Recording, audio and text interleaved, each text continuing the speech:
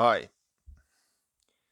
So this afternoon, before I picked my kid up from school, I went and had a quick look in three or four shops in the vague area of where I live. I've got to say, it was pretty slim pickings, to say the least. One particular shop, which has kind of always been my go-to, every time I go there, it has a smaller and smaller selection of secondhand CDs in general. I don't know what that's about. I don't know if they just have less stock or I don't know. There could be a million reasons why. But anyway, what they did have at the shops was pretty, I guess, what you call the kind of the usual. So a lot of classical music. I guess if you took away all the classical music, you'd be taking away probably about a good 50% of all the CDs in most of these secondhand charity shops. Um, a lot of kind of stuff that was popular in New Zealand in the 70s, or I think the 80s, like Harry Seacombe and the Seekers, the Platters, um, and then more recently popular stuff like uh, Susan Boyle and uh, Hayley Westenra, Yulia. Anyway, what I did find, three things that maybe I usually wouldn't buy, but I did. Actually, this one I would have bought because I've been looking for a song on this for a while. So let's go through them. So the first one here is Gloria Estefan, Destiny. And you can see this was $1. Actually, I got this from the St. Vincent de Paul shop. St. Vincent de Paul Society, I assume that's international, is a Catholic charity that, I guess, charity for the poor. St. Vincent de Paul was a French saint who cared for poor people and I think homeless people as well. Anyway, it's a charity for the poor basically.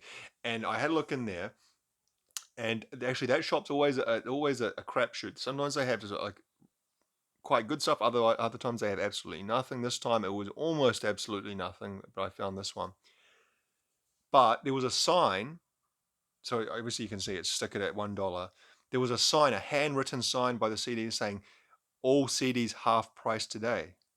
So I thought, oh, 50 cents. Well, 50 cents is better than $1. But when I took it to the counter, I had a 50-cent coin in my wallet as well, so I was all ready to get a 50 cent. The shop assistant said, "Hi, okay, that's $1." And I'm hardly going to argue in a charity shop over a piddling 50 cents. But I said, "Oh, okay." And I paid with my card because I didn't have $1 cash, so I had to use my cash card to make that transaction. Anyway, Gloria Estefan, I'm sure most people have heard of her. She's a Cuban American, I guess, kind of Latino tinged pop star who had her heyday in the late 80s. And I think she was part of a group called or at least they were together and with her. Maybe they were like her backing band, or she was just a member of the Miami Sound Machine. But then she kind of went solo and did kind of more ballady type stuff. Um, like that song, It Cuts Both Ways, which maybe was one of her biggest songs. Anyway, the reason why I wanted this one is because this came out in 1996. And you may remember a big event that happened in 1996. I was a teenager at that time. The big event was the Atlanta Olympics. And the official song, usually each Olympics has an official song. Usually they get kind of like a popular artist to compose a song. You can hear a little kid crying outside. Was by Gloria Estefan called Reach. And I always liked that song from that Olympics onwards. I think she performed it at the opening ceremony or the closing ceremony. And I don't know, it's nothing. I'm sure if you heard it, you think, what? Why do you like this? um, but I do. It's always stayed in my mind. I've always wanted to get it. And usually what you find in her, when you find her stuff secondhand, it's her stuff from the late 80s, her more I guess her more popular stuff, the stuff that did better. And so this is the first time I found a CD with that on it. So yeah, so track 11, the last track, Reach. That is the song that I like and wanted to own for a while now, and now I got it. Don't know about anything about the rest of these songs. I'm sure I'll probably recognize one or two of them once I play it through, but I haven't played it because I've only just got home a little while ago. Yeah, there's not much else I can really say about Gloria Estefan because I don't really know much about Gloria Estefan. She had a bus crash, I think I remember. This was before this, and she got quite badly injured. She's one of those Miami Cubans, quite anti-Castro, anti-communist, because I guess most of them are from families that fled Cuba uh, over the last 50 or however many years that the communist government's been in power there. So I've seen her speak out about that kind of stuff. But you don't really hear much about her nowadays, as you wouldn't expect. I guess she'd be in her 60s by now. She's quite a pretty lady, isn't she? She, in her time she was. Now it says here, Emilio Estefan.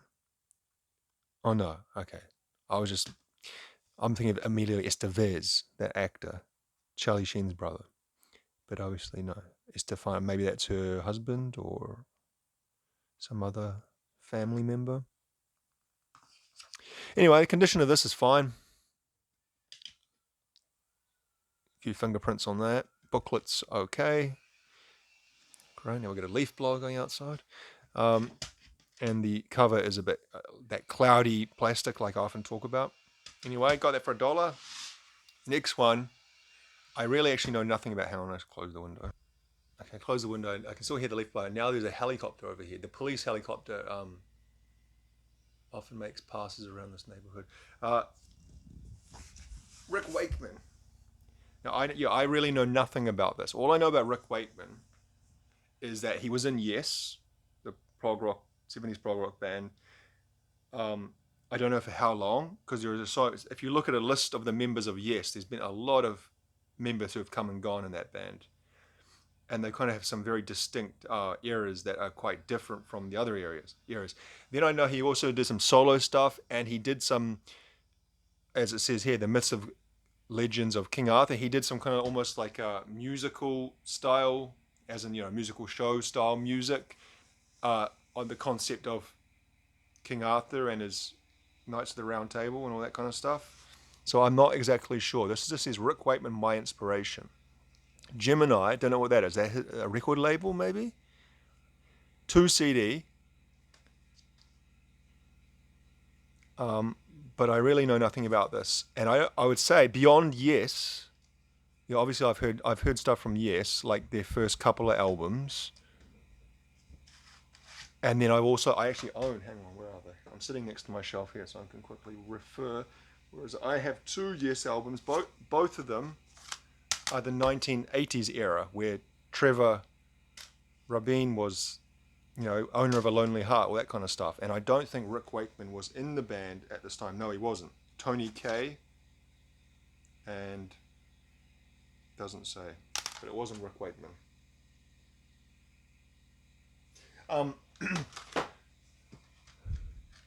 So does it give us any clue as to... No, I thought it might say exactly what this is about, but no, it doesn't. This actually doesn't look promising, because I'm seeing here some advertising. When you're advertising another another artist's release on your back inlay, things might not be as they seem. So I assume it's just like a Rick Wakeman greatest hits, but it says my inspiration. So what's that about? And then over here you've got, like, on the front booklet. Okay, it's just a single leaf. Okay, I think we've been here before. If you watched my video about my who was it, the Supremes greatest hit CD I got, that turned out to be not what I was expecting or hoping for. I see this is a single leaf also, and that the only information it has on here is like a catalog of other releases. I guess assume on the same record label. Say here. So it says Gemini. I think Gemini. Sorry, you probably can't see it. I think Gemini is the record label, and it's got Master Music, BMS, licensed by Arena Music. I've got a feeling it's going to be some low quality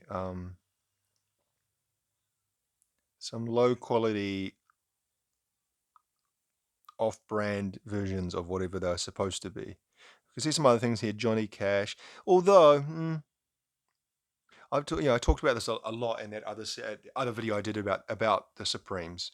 How a lot of these older artists, it can be a bit of a gamble that sometimes you'll get the completely re-recorded, basically not very good sounding versions of the classic hits. But then other times you'll actually get the versions that you expect, and it's just because they've signed some wacky record distribution deal, or they've sold the rights to some brand, and they can kind of whatever. It's that may be the case as well. But I have no idea about this. That really was just a gamble buying this, but it was only $1, so yeah. Some of these songs, Oriental Iceman, that wouldn't fly nowadays, would it? Catherine Howard, I don't know who that is, some historical figure, I assume. Nice ice crew. Nine ice crew. Yeah, didn't he do like a ice? I've seen a picture of him playing the keyboards in an ice rink, and there people were ice skating around him or saying Harlan Slalom in the frame. The Myths and Legends of King Arthur and the Knights of the Round Table. Ice Pie, Painted Black. Catherine Parr, I've heard of her. That was one of Henry VIII's wives, wasn't it? Catherine Parr. Maybe Catherine Howard was another. Was Catherine Howard? Yeah, I don't know. Okay, anyway. And the last one, this one maybe you do recognize, because I certainly recognized it. It's a very iconic cover photo. Now you can see here, the plastic cover is badly damaged.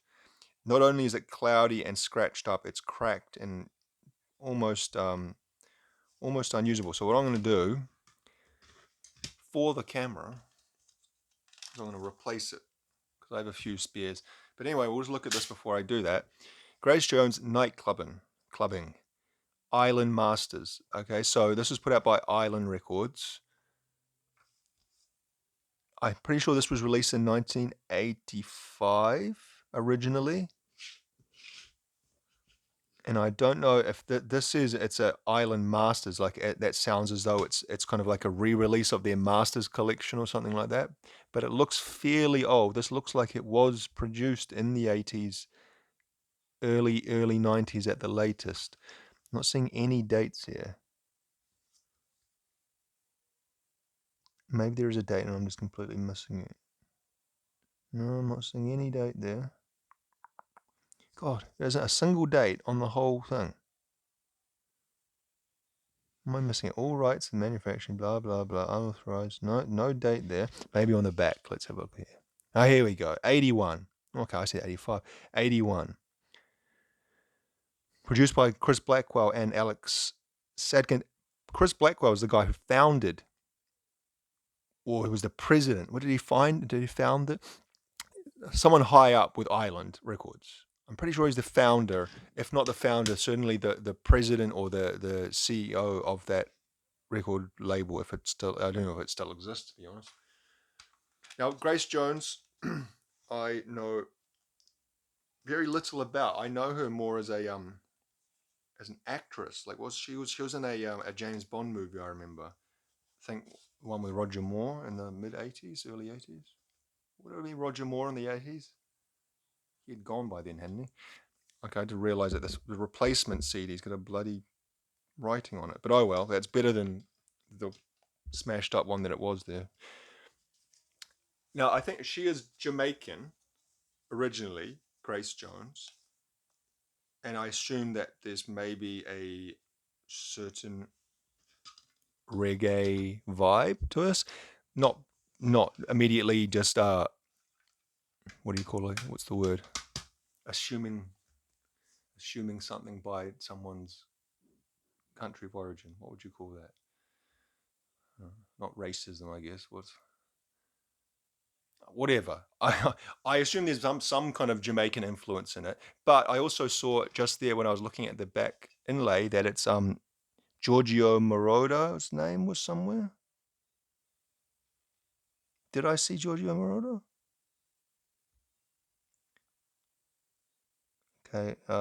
I also see no, I don't see Giorgio Moroder. Why did I think I saw Giorgio? Oh no, Giorgio Armani. Fucking idiot. Giorgio Armani. Her jacket is an Armani jacket. God, I'm an idiot.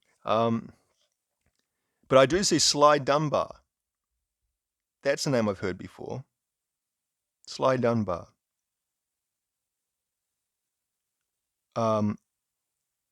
Yeah. But nightclubbing. She was also involved with disco, though, wasn't she as well? Like, what was that? Studio 54, that kind of era, New York disco, that kind of thing. I think she was in that scene as well. She was a model first and foremost. I think quite a successful model.